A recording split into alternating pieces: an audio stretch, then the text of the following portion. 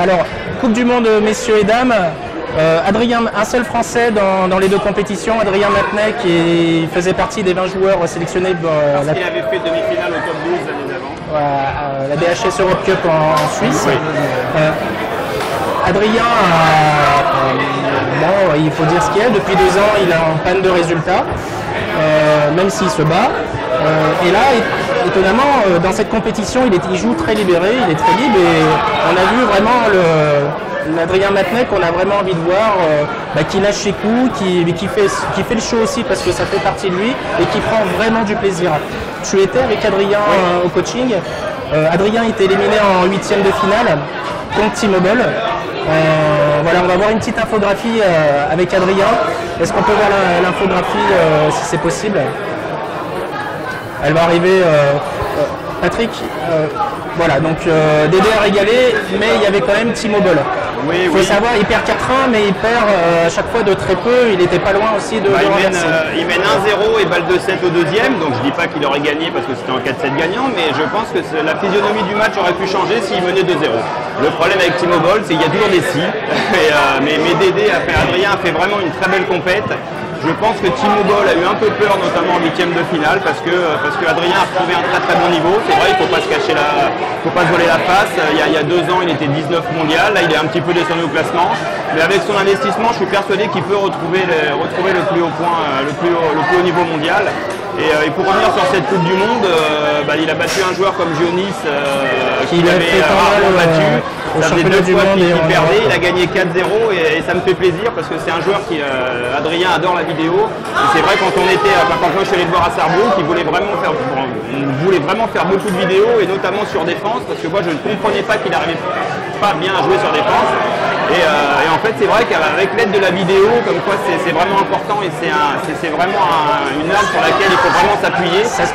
La vidéo c'est un outil qui est de plus en plus utilisé dans le monde du Moi j'ai toujours adoré la vidéo et c'est vrai qu'on l'utilise peut-être pas assez, même si moi j'ai vraiment envie de l'utiliser parce que c'est important, mais c'est vrai qu'il y a certains joueurs qui n'apprécient pas ça, mais je pense qu'il faut vraiment obliger maintenant les joueurs à faire ça parce qu'on peut vraiment voir des choses et notamment le joueur peut se voir et voir des choses qu'il ne croyait pas ou qu'il ne pensait pas durant le match et donc pour revenir sur Gionis, c'est vrai qu'il fait un très bon match. Après il joue à Inzel, l'Australien, qui est aux alentours de la 100e place mondiale, mais aussi parce qu'il ne fait pas beaucoup de sorties. Je pense que c'est un joueur qui joue plus aux alentours de la 65-70e place mondiale. Un match qu'il a gagné 4-3. Il gagne 4-3, une grosse galère parce que c'est un joueur très atypique avec un service, on en parlait tout à l'heure, il sert de tous les coins de la table et un très très bon service avec un super revers qui peut jouer partout. Donc une belle bagarre pour Adrien et c'est vrai, dommage pour cette Coupe du Monde qui joue T-Mobile. Il avait encore le choix de jouer, il termine premier, il avait le choix de jouer d'autres joueurs, mais c'est bien parce qu'il a retrouvé son niveau, il va remonter aux alentours de la 40e place. Il a retrouvé son niveau. Le plus dur, Carole, c'est justement de conserver le niveau et être constant dans les performances. C'est à ce moment-là qu'on sait qu'on a passé un cap quand on est sportif de haut niveau. Il y a plusieurs caps à franchir, mais je pense que Dédé il a franchi un gros cap quand il est passé 19 mondial. Après effectivement c'est un autre cap que de maintenir ce niveau. Voilà, moi c'est pas surprenant qu'il aurait pu maintenir ce niveau, mais c'est pas surprenant qu'il soit redescendu un peu. Il faut lui laisser le temps aussi de leur trouver des sensations ou d'assumer un nouveau statut. Il est passé de, je sais pas, il avait 3 chiffres à son classement à 19 mondial en l'espace de 2 ans. Faut l'assumer, derrière les gens sont attendus, il est analysé. Donc oui effectivement là peut-être qu'il revient, peut-être que le cap il est en train de le refranchir. Stéphane, d'un point de vue un peu plus extérieur, est-ce que pour toi avoir un joueur dans le top 20 c'est ce qui va permettre justement de médiatiser le tennis de table à un plus grand monde? Est-ce que pour toi c'est nécessaire d'avoir un joueur dans le top 20 et des joueurs un peu plus loin, ou avoir une quinzaine de joueurs entre la 50e et la 100e place? Je pense que pour rebondir sur ce que disait tout à l'heure Patrick, s'il y a un joueur dans le top 20, ça va forcément devenir un leader et apporter peut-être des places et des titres à l'équipe de France. Et c'est ce qui va faire que les médias vont aussi un petit peu plus s'intéresser au tennis de table. Donc forcément tout ça c'est lié, on attend tout ça avec impatience, c'est sûr que... Christophe, tu souhaites intervenir? nous, ce qui a fait notre force à notre époque, c'est qu'il y avait Filou et il y avait aussi un groupe hyper large, hyper étendu, avec une dizaine de très bons joueurs dans les 100-120 premiers mondiaux. Et c'est grâce à ça qu'on a réussi à progresser. Aujourd'hui, c'est ce qui se passe en Allemagne avec Timo. En plus, il y a Ovtcharov qui est arrivé, mais avec Seger, Baum, Franziska, Filus. Je pense qu'à un moment, la Fédé s'est trompée en disant on va miser sur lui, il a les qualités pour être 20 mondial. Je pense que c'était une erreur. Aujourd'hui, on est revenu à autre chose, à dire on entraîne tout un groupe et bien sûr tout le monde ne va pas y arriver, mais si on en a 10 dans les 100, 8 dans les 80 et 5 dans les 50, il y en a peut-être un qui va finir dans les tout meilleurs.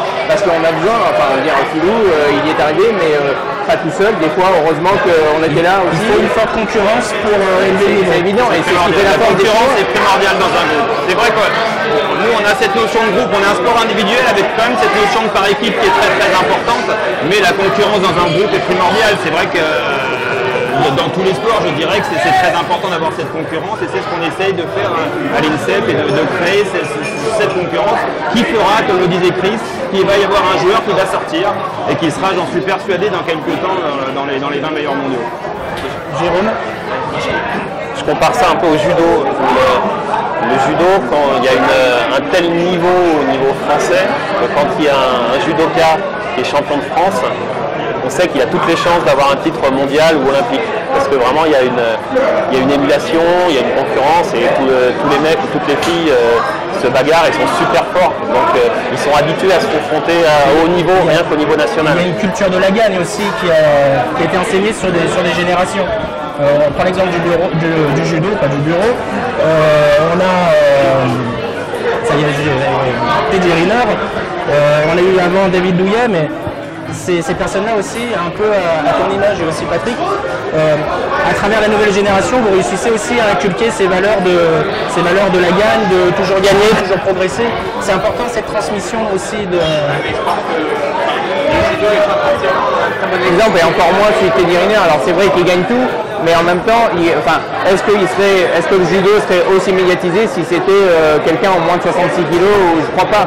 Ça a été aussi médiatisé parce que c'était Douillet en lourd, parce que c'est Riner, ok, il gagne tout, mais je pense pas que ce soit eux qui inculquent la culture de la gagne. C'est vrai qu'il y a une sacrée émulation, mais il y a une école du judo. Aujourd'hui, moi je crois de plus en plus à ce que font les Chinois et surtout les Coréens, c'est de dire chaque début d'année on remet tout le monde au même niveau. Et c'est vrai que nous, pourtant, on n'a pas bénéficié de ça. On était dans les 20 meilleurs mondiaux, on était toujours protégés, mais c'était, encore une fois, même si on peut paraître pour des vieux cons, mais c'était une autre époque et c'était moins professionnel. Quand on jouait un luxembourgeois, on jouait un portugais, on s'échauffait même pas, mais je veux dire, on était sûr de les battre, ces mecs-là. Aujourd'hui, tout le monde s'entraîne, tout le monde joue bien en Europe. Il n'y a pas beaucoup de différence entre le 30e mondial et le 200e mondial. Si on ne remet pas bien de service, on galère. Et je pense qu'aujourd'hui, si des mecs qui étaient 50 ou 60 mondiaux, on leur disait il va falloir gagner ta place pour les prochains championnats d'Europe, prochains championnats du monde, ça remet tout le monde et des mecs qui s'entraînent peut-être en club, peut-être qui ne sont pas destinés à l'équipe de France, sentiraient qu'eux aussi ont leur chance et les meilleurs feraient peut-être plus attention aussi. Un exemple concret, la Fédé a changé sa méthode de sélection c'était les championnats du monde c'était pour les championnats du monde? Là, pour les championnats du monde, il y a eu un tournoi à l'INSEP dernièrement. Oui, parce que il y a des personnes qui se détachaient un petit peu et donc quand il n'y a pas trop de résultats sur le plan international, on peut effectuer un tournoi de sélection. Mais pour rebondir sur ce que disait Chris, c'est vrai que là, on est en train d'instaurer à l'heure actuelle, et il y a une circulaire qui est sortie là, ou qui va sortir pour les prochains championnats du monde à Shanghai, où on va essayer de pas de remettre tout le monde au même niveau, parce que c'est quand même normal que le mec qui soit 50 soit un peu privilégié par rapport à celui qui est 100. Mais les résultats internationaux vont maintenant être primordiaux pour la sélection et il va falloir essayer d'aller de plus en plus loin dans les tableaux et si on peut rentrer un peu dans la technique, si quelqu'un fait un quart de finale d'un Pro Tour, il sera quasi sélectionné d'office. Le champion de France maintenant, parce que moi je trouve que le championnat de France, il faut que ça reste une compétition très importante. Le champion de France est d'office qualifié aussi au championnat du monde. Donc voilà, on essaye de durcir un petit peu les critères de sélection pour les grands championnats. Pour notre sélection de Stéphane Lech. Donc il a gagné pour notre sélection, il a ensuite été qualifié. Et pourtant il était champion de France. Non, c'était pour l'année d'avant. Il a gagné quand il était champion de France, il a eu le droit de participer au championnat du monde. D'accord. Et pour notre sélection qu'il a eu justement. C'était pour les championnats d'Europe. C'était pour les championnats d'Europe. Voilà. Juste, moi j'étais pas au courant de la prochaine circulaire, quand Patrick dit les 50 mondiales, on mérite d'y être. Oui, on mérite sans doute d'être au championnat du monde, mais est-ce que c'est la meilleure façon de tirer la quintessence du joueur pour que toute l'année il travaille? C'est vrai qu'un an avant de sa sélection au championnat du monde, on peut se dire, c'est pas du tout le cas de Dédé, qui est pas du tout comme ça, mais on peut se dire, bon bah je suis tranquille, je sais que j'ai ma sélection, je me prépare pour les mondes. Je pense pas que ça soit un bon calcul, même si nous on en a bénéficié. Et juste pour revenir sur le tournoi de sélection, je demande juste un truc, c'est qu'on arrête de les organiser à l'INSEP. Ça avantage ceux qui jouent à l'INSEP, je trouve ça un peu vache. Il n'y a personne qui vient nous voir et ça serait un truc qu'on pourrait vendre à des clubs ou il y a des clubs qui pourraient être contents d'organiser ça. Et si on veut mettre le ping en valeur, il faut aussi que, nous, je me mets dedans, je dis nous parce que je me considère aussi un peu plus fédéral, voilà. Il faut qu'on réfléchisse à des formules où voilà, on peut mettre le ping en valeur. Même si c'est Stéphane qui a gagné, qui ne s'entraînait pas à l'INSEP. Ouais. Et que Jérém était en finale et qu'il n'était pas INSEP non plus. Mais c'est vrai que je rejoins Chris, je suis sûr qu'il y a des clubs qui seraient satisfaits de recevoir ce genre de compétition parce que les joueurs jouent leur vie pendant ces compétitions et c'est vraiment intéressant. Un exemple concret, Carole, tu t'entraînes aujourd'hui à Villeneuve et Stéphane Wesch joue également, ou Jérémy Petiot, qui également sont internationaux. Aujourd'hui, il y a donc à l'INSEP, mais il y a aussi d'autres pôles où les joueurs, où il y a une forte concurrence, on s'aperçoit que ces joueurs peuvent aussi à l'étranger et dans leur club. Donc ça prouve bien aussi qu'il y a l'INSEP, mais c'est très bien aussi d'aller regarder un petit peu ce qui se passe faire un tour de France des pôles, ça pourrait être intéressant aussi. Ce qui est surtout bien, c'est que maintenant il y a Pat à la tête de l'équipe de France et que Pat, lui, ça, il en est persuadé qu'on peut s'entraîner ailleurs. Et d'ailleurs, il l'a prouvé, il a sélectionné Stéphane, Jérémy, il aurait pu avoir sa chance, voilà. Donc, et ça, c'est important. Sauf que aujourd'hui, c'est le discours qui va avec les actes. Mais pendant des années, ça n'a pas été ça. C'est-à-dire qu'on disait, on garde un œil sur vous, mais quand tu étais plus au lycée, tu n'avais aucune chance de sélectionner. Et ça, pour moi, c'est vache. Il y a des joueurs qui, on en parlait tout à l'heure de la maturité, il y a des joueurs qui sont différents, on nous apprend à accepter les différences de chacun à l'entraînement. Voilà, Stéphane Wesch, il va mettre tout le temps pour venir s'entraîner à l'INSEP, il aura peut-être jamais envie de venir s'entraîner à l'INSEP, il préférera peut-être aller jouer dans un club en Allemagne ou en Russie, machin. Mais si c'est le meilleur, s'il a une sélection, il faut du temps en équipe de France. On va revenir, on va se concentrer sur la Coupe du Monde, on s'était un petit peu éloigné du sujet. Donc chez les féminines, Li Shuwen a gagné et chez les messieurs, on a c'est autant pour moi, ça arrive, contre Li Shuwen. Et chez les messieurs, Zhang Jike a gagné contre Ma Long. Et il s'est passé un événement qu'on peut dire aujourd'hui mondial. Il a célébré sa victoire en éclatant des séparations. Donc ça a été justement repris dans les médias, ça a fait parler du ping. Et il y a surtout une contestation de la part de l'ITTF qui a décidé de retirer sa prime de victoire qui était de 45 000 $. Et voilà, donc moi je me suis exprimé sur le sujet un peu à fleur de peau. Moi je suis pour lui avoir retiré les 45 000 $. J'ai lancé l'info comme quoi qu'il aurait fallu lui retirer son titre. Évidemment, c'est faux. Mais par contre, je pense qu'il fallait une sanction. Voilà, on va faire un petit tour de table. Jérôme, un sportif qui fait un mauvais geste, quelle sanction t'aurais donné à Zhang Jike? Déjà, il faut savoir si ça c'est un mauvais geste. Moi j'ai vu les images. On peut revoir la vidéo en même temps. Est-ce qu'on peut revoir la vidéo de Zhang Jike? Voilà. That was the victory, the cry of victory of Zhang Jike. He said, I am going to win. What a worthy finals match. Je peux comprendre à la rigueur la première parce qu'il faut peut-être que la barrière allait se lever. In the finals as well. À sa décharge, il va offrir son maillot à une personne du public et d'ailleurs il va avoir une bagarre dans le public. Characteristic move of Zhang Jike. Ils sont en train de se battre pour le maillot. Je pense qu'on aurait pu faire ça aussi. Jérôme, qu'est-ce que tu en penses de ces images? Moi ça me choque pas du tout. Le mec il exprime sa joie, au contraire j'ai envie de dire. Il montre sa personnalité, il montre que les pongistes, voilà quoi, ils peuvent être un peu capricieux aussi. On a reproché aux tennismen pendant longtemps après la période des McEnroe, des Connors qui gueulaient sur les arbitres, au moins calmer du show. La période Il y a besoin de cheval. Je trouve que ça peut que faire du bien. Après, tant qu'il fait pas, parce que ça je considère que c'est pas n'importe quoi, moi ça me choque absolument pas. Ça vient sur le table, il veut parler. Non, pour revenir sur le geste, oui, moi je trouve pas ça incroyable, je trouve pas ça bien, surtout de le faire le tour pour faire une deuxième fois, ça j'ai pas compris. Mais par contre, il faut se rendre compte de toute la pression qu'il y avait sur Zanjiku sur cette compétition. Alors moi, c'est après que j'ai appris qu'il y avait une pression dingue, parce que c'est vrai que Zanjiku est super fort dans les grands tournois, championnat du monde, coupe du monde, Jeux olympiques, Jeux asiatiques, mais c'est vrai que tout au long de l'année, c'est peut-être le chinois qui perd le plus de matchs. Et c'est vrai qu'en Chine, j'ai appris qu'on commençait à dire Zanjiku n'a pas sa place aux Jeux olympiques parce qu'il perd assez régulièrement, c'est un petit peu sévère. Est-ce qu'il choisit ses compétitions? Non, mais je pense que quand j'en parlais tout à l'heure dans l'intervalle de sélection, on joue sa vie, je pense que c'est pas le meilleur techniquement, je pense qu'un Malong est meilleur que lui techniquement. Par contre, mentalement, c'est un monstre. C'est la première fois qu'on voit que pour une première participation à des Jeux, il gagne, à une Coupe du Monde, il gagne, à des championnats du monde, il gagne. Et donc, lui, il entendait ça parce que le tennis de table en Chine est très médiatisé, contrairement à la France. Et je pense qu'il avait une énorme pression et il voulait montrer à la Chine entière que sa place au jeu, il la méritait. Et alors, je pardonne pas, mais d'ailleurs, j'ai pas à juger. Mais je pense qu'il avait une pression énorme sur les épaules en venant à cette Coupe du Monde. Thomas? Ouais, non, bah moi, il y a deux choses qui en sortent. Je pense que la sanction déjà de 45 000 € pour un mec comme lui, je sais pas si forcément ça va le titiller de perdre 45 000 €. Après, sur le parcours qu'il a eu, il faut pas oublier qu'il est en Europe à ce moment-là aussi, qu'il a affronté un Nigérian où tout le public était avec le Nigérian. Il joue Timo, où il n'est pas super bien non plus, il est tous contre lui, il gagne quand même. Là à la fin pareil, il est devant, il sort un gros match. Donc c'est peut-être le moyen aussi, alors c'est peut-être pas la bonne solution, mais d'évacuer un peu et de se dire voilà, j'en ai chié, maintenant je suis allé au bout. Stéphane? Moi je comprends aussi un petit peu, c'est quand même un match à 4-3, super serré à la fin. Il y a probablement aussi une place au JO qui est jouée là-dessus. Et quand les jeunes ils voient des... c'est sûr que c'est le premier truc, c'est le premier truc qu'ils vont retenir, hein, ça c'est sûr. Après c'est difficile de cautionner ça, on peut pas, voilà. C'est un geste qui se fait pas, maintenant bon, il y a des circonstances on va dire. Carole? Ça surprend beaucoup aussi parce que c'est un chinois, donc tout de suite on en fait pas la caisse, en plus c'est celui qui a tout gagné.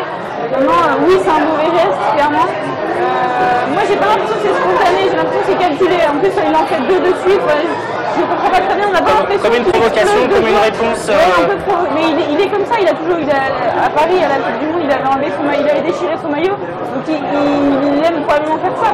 Maintenant il met des sanctions aussi dures, et puis parler de doping que pour ça, c'est un peu excessif. C'est clairement pas un exemple. Maintenant, c'est pas un mauvais geste envers l'adversaire, c'est pas un mauvais geste d'énervement parce qu'il a gagné, il n'a pas cassé de table.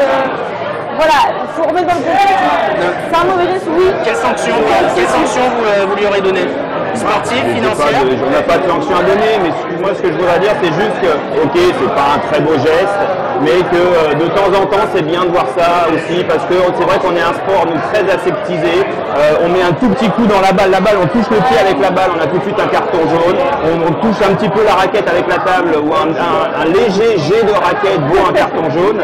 Donc, alors je dis pas que c'est vrai que vis-à-vis des jeunes il faut pas faire ça, il faut pas taper sur la table et tout, mais je pense que de temps en temps d'avoir un chinois comme ça, moi je trouve ça bien pour le sport. Et justement, en termes d'arbitrage, est-ce qu'il aurait pu mériter un carton rouge pour avoir fait ça? Non, le match est fini.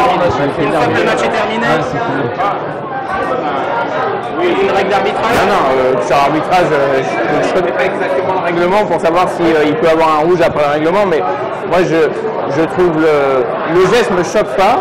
Par contre, il n'est pas bon, ça c'est sûr pour les gamins, ça c'est évident, et je trouve qu'il mérite une amende, mais elle est pour moi complètement disproportionnée. Au tennis, le type il fracasse Baghdatis, il fracasse sa raquette sur le court, il prend 2 000 $ d'amende, et combien il en gagne? Le problème c'est que, et c'est la question que j'ai posée à Samsonov, je lui dis mais lui il prend 45 000 $ d'amende, peut-être que lui il s'en fout, il est plein aux as, peut-être que c'est la fédé chinoise qui va payer, mais si demain il y a un joueur qui pète une table, c'est arrivé à Shibayev à Henbon une fois en Champions League, si lui, Shibayev qui est russe, il prend 15 000 $ d'amende, mais limite il peut pas payer, mais ça pose un vrai problème. Donc qu'il ait entre 500 et 3 000 $ de sanctions, ça me va très bien, mais pas plus. Quand on fait la relation de son gain 46 000 $ par rapport au prix à 2 séparations au carton, c'est vrai que ça peut faire aussi. Mais il faut se rendre compte que c'est c'est la plus grosse prime qu'un joueur de ping peut toucher. C'est comme si on enlève la prime à un joueur de Roland Garros, 2 500 000 euros, 2 millions d'euros. C'est aberrant. Non, c'est très excessif. Non, pour nous, excessif et injustifié. Justifié, c'est normal, comme dit Chris, qu'il ait une amende maintenant.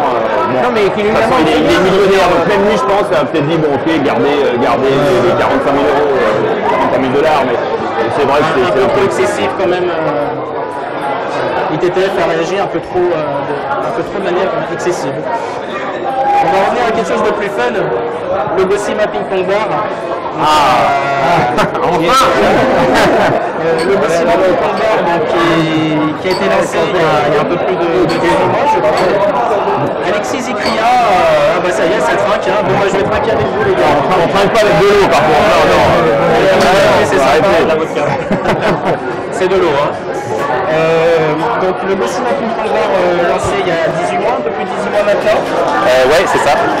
Alors on va regarder un petit reportage donc toujours d'Alexis Zikria qui fait le Tour de France des actus fun du ping aussi en compétition. Mais il était aussi au Bossima, au tout début du Bossima. On va regarder la vidéo et on va ensuite le regarder.